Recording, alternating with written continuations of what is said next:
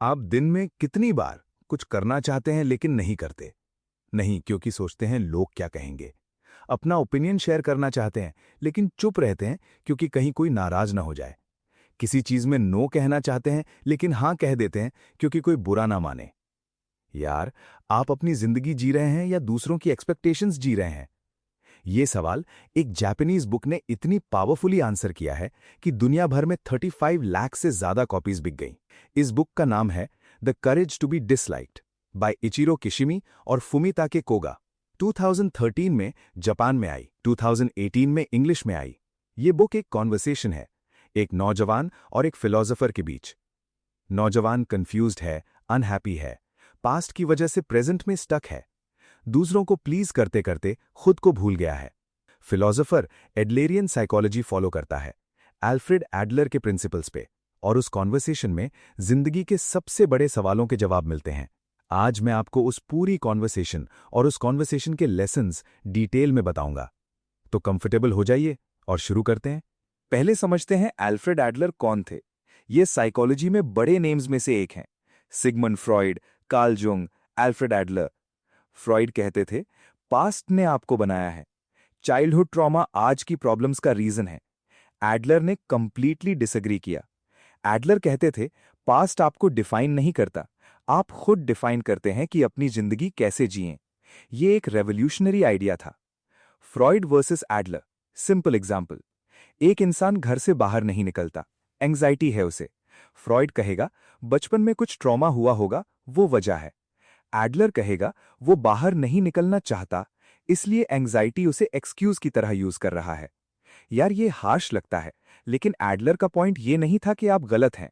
Adler का point था, अगर पास्ट ने आपको बनाया तो आप कुछ नहीं कर सकते, लेकिन अगर आप खुद डिसाइड करते हैं तो आप सब कुछ बदल सकते हैं। Empowerment, not blame. अब आता है इस बुक का सबसे कंट्रोवर्शियल कॉन्सेप्ट, ट्रॉमा एग्जिस्ट नहीं करता। यार, ये सुन के लगता है ये क्या बोल रहा है। फिलोसोफर नौजवान से कहता है, ट्रॉमा नहीं होता, हम अपने एक्सपीरियंसेस को अपने करंट गोल्स के हिसाब से इंटरप्रेट करते हैं। नौजवान कहता है, मेरे साथ बचपन में बुरा हुआ, इसलिए मैं आज शाय हूं, इसलिए मैं लोगों से बात नहीं कर पाता।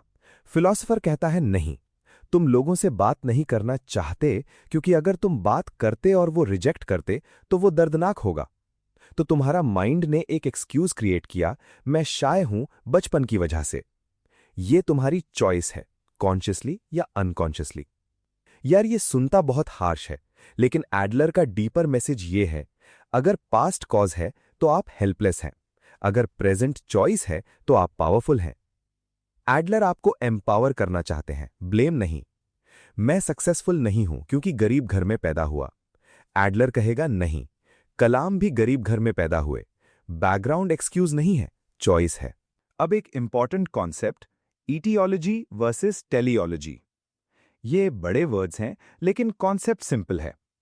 Aetiology, cause based thinking.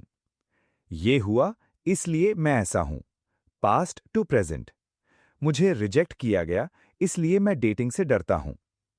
Teleology, goal based thinking. मैं ये अचीव करना चाहता हूं इसलिए मैं ऐसा बिहेव करता हूं, प्रेजेंट टू फ्यूचर। मैं डेटिंग से इसलिए डरता हूं क्योंकि रिजेक्शन का डर मुझे सेफ रखता है। एडलर कहते हैं, हम टेलियोलॉजिकल बीइंग्स हैं, हम पास्ट की वजह से नहीं, फ्यूचर के गोल्स की वजह से बिहेव करते हैं। नौजवान फिलोसोफर से कहता है, मैं घर से बाहर नहीं निकलता, एंग्जाइटी है मुझे। फिलोसोफर पूछता है, अगर एंग्जाइटी ना होती तो तुम क्या करते? नौजवान, तो मैं बाहर निकलता, लोगों से मिलता।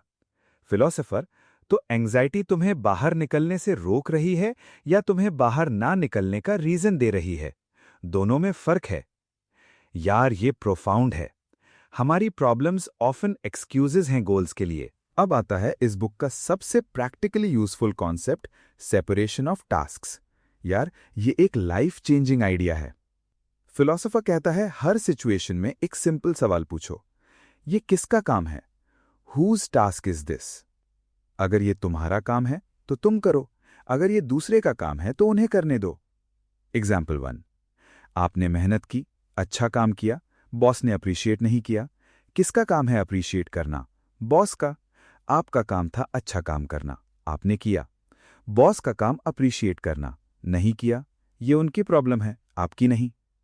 एग्जाम्पल 2, आपने कुछ डिसाइड किया करियर के बारे में, पेरेंट्स खुश नहीं हैं। किसका काम है आपकी करियर डिसाइड करना? आपका। पेरेंट्स का काम आपको सपोर्ट करना था, उन्होंने नहीं किया। ये उनकी प्रॉब्लम है, आपकी नहीं। एग्जाम्पल 3, आपने किसी के लिए कुछ अच्छा किया, उन्होंने थैंक यू नहीं कहा। आपका काम अच्छा करना था, यस। उनका काम अप्रिशिएट करना, नहीं किया, नो। आप अपना काम करो, रिजल्ट उनका काम है। यार, ये इतना लिबरेटिंग कॉन्सेप्ट है। हम लोग दूसरों के काम खुद करने की कोशिश करते हैं, दूसरों के ओपिनियंस कंट्रोल करने की, दूसरों की फीलिंग्स मैनेज करने की, दूसरों की रिएक्शंस प्रिडिक्ट करने की। ये पॉसिबल नहीं है और इस कोशिश में हम खुद एग्जॉस्ट हो जाते हैं। सेपरेशन ऑफ टास्क्स कहता है अपना काम करो, उनका काम उन पे छोड़ो। अब आता है इस बुक का title concept, the courage to be disliked. Philosopher कहता है फ्रीडम की प्राइस है नापसंद होने की पॉसिबिलिटी। यार, ये प्रोफाउंड है। हम लोग क्या करते हैं? किसी को प्लीज करना है तो हम वो कहते हैं जो वो सुनना चाहते हैं। किसी को हर्ट नहीं करना तो हम अपना ओपिनियन छुपा लेते हैं। किसी के ग्रुप में फिट होना है तो हम वो बनते हैं जो ग्रुप चाहता है। और इस सब में हम खुद खो जाते हैं। एडलर का जवाब, जब तुम सबको प्लीज करते हो तुम एक्चुअली किसी को भी जेन्युइनली सर्व नहीं करते, तुम सिर्फ उनके अप्रूवल के स्लेव बन जाते हो। फ्रीडम का मतलब ये नहीं कि सब आपको पसंद करें, फ्रीडम का मतलब आप खुद को पसंद करें।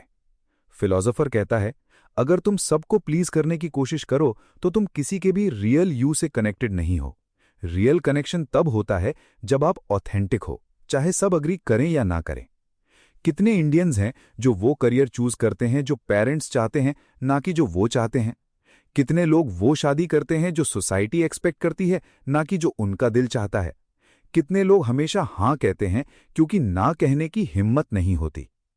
करेज टू बी डिसलाइक्ड कहता है वो हिम्मत रखो, अपनी जिंदगी जियो। यहां एक इंपॉर्टेंट बैलेंस आता है, नापसंद होने की हिम्मत। क्या इसका मतलब यह है कि हम सेल्फिश हो जाएं? बिल्कुल नहीं। एडलर कहते हैं कम्युनिटी फीलिंग, मतलब आप ऑथेंटिक भी रहें और कम्युनिटी का पार्ट भी रहें। ये दोनों कॉन्ट्रडिक्टरी नहीं है। एडलर कहते हैं जेन्युइन हैप्पीनेस तब मिलती है जब आप कंट्रीब्यूट करते हैं बिना खुद को खोए। गलत अप्रोच, मैं सबको प्लीज करूंगा चाहे मैं खुश न रहूं, equals self sacrifice without fulfilment. सही अप्रोच, मैं अपना बेस्ट कंट्रीब्यूशन दूंगा ऑथेंटिकली, और अगर कोई ना माने तो वो उनका चॉइस है, इक्वल्स ऑथेंटिक कंट्रीब्यूशन। एडलर का गोल्डन बैलेंस, अपना काम पूरी डेडिकेशन से करो, दूसरों की हेल्प जेन्युइनली करो, लेकिन अप्रूवल के लिए नहीं, कंट्रीब्यूशन के लिए। ये कम्युनिटी फीलिंग है। अब बुक का एक और पावरफुल फिलोसॉफिकल कॉन्सेप्ट, जिंदगी डॉट्स का कलेक्शन है, लाइंस नहीं। फिलोसोफर कहता है हम सोचते हैं जिंदगी एक लाइन है पास्ट से फ्यूचर तक, लेकिन एक्चुअली जिंदगी डॉट्स का कलेक्शन है, प्रेजेंट मोमेंट्स का। हर पल अपने आप में कंप्लीट है। अगर तुम अभी खुश नहीं तो फ्यूचर में भी नहीं रहोगे, क्योंकि फ्यूचर आने वाला अभी है। यार, ये प्रोफाउंड है। हम सोचते हैं जब ये हो जाएगा तब खुश होऊंगा, जब जॉब मिलेगी तब सेटल होऊंगा, जब शादी होगी तब कंप्लीट फील करूंगा। लेकिन वो तब कभी नहीं आता, क्योंकि जब वो आता है एक नया तब मिल जाता है। एडलर कहते हैं अभी इस पल में जियो, इस पल को कंप्लीट मानो, डॉट्स को एंजॉय करो, लाइन के लिए वेट मत करो। नौजवान फिलोसोफर से पूछता है क्या मैं सच में चेंज हो सकता हूं या ये सब सिर्फ थियरी है? फिलोसोफर कहता है हां, तुम चेंज हो सकते हो, लेकिन एक कंडीशन है, तुम चेंज होना चाहते हो। एडलर का मोस्ट इंपॉर्टेंट टीचिंग, लोग चेंज इसलिए नहीं होते क्योंकि वो एक्चुअली चेंज नहीं चाहते। चेंज का मतलब अननोन टेरिटरी में जाना है। अननोन स्कैरी होता है, तो लोग अपनी करंट अनहैप्पीनेस प्रेफर करते हैं अननोन चेंज से, क्योंकि करंट अनहैप्पीनेस एटलीस्ट फेमिलियर है। ये सुन के नौजवान शॉक्ड हो जाता है, तो मैं खुद ही अपनी अनहैप्पीनेस चूज कर रहा हूं? फिलोसोफर, टेक्निकली हां, लेकिन ये इसलिए नहीं कि तुम बुरे इंसान हो, ये इसलिए है कि चेंज के लिए करेज चाहिए, और वो करेज आप डेवलप कर सकते हो। 3 steps to change Adler style.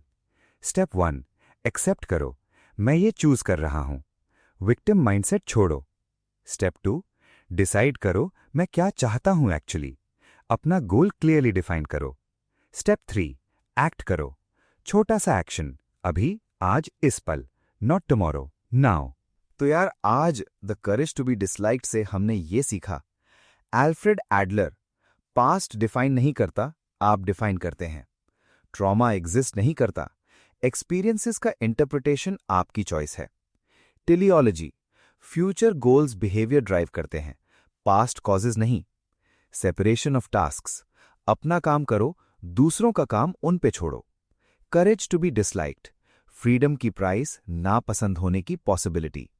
Community feeling, authentic contribution approval के लिए नहीं। डॉट्स नॉट लाइन्स, अभी में जियो, फ्यूचर के लिए वेट मत करो। चेंज इज पॉसिबल, अगर तुम सच में चाहते हो करेज डेवलप कर सकते हो। यार इस बुक का एक सेंटेंस जो मुझे सबसे ज्यादा टच किया, the courage to be happy includes the courage to be disliked. खुश रहने की हिम्मत में नापसंद होने की हिम्मत भी शामिल है।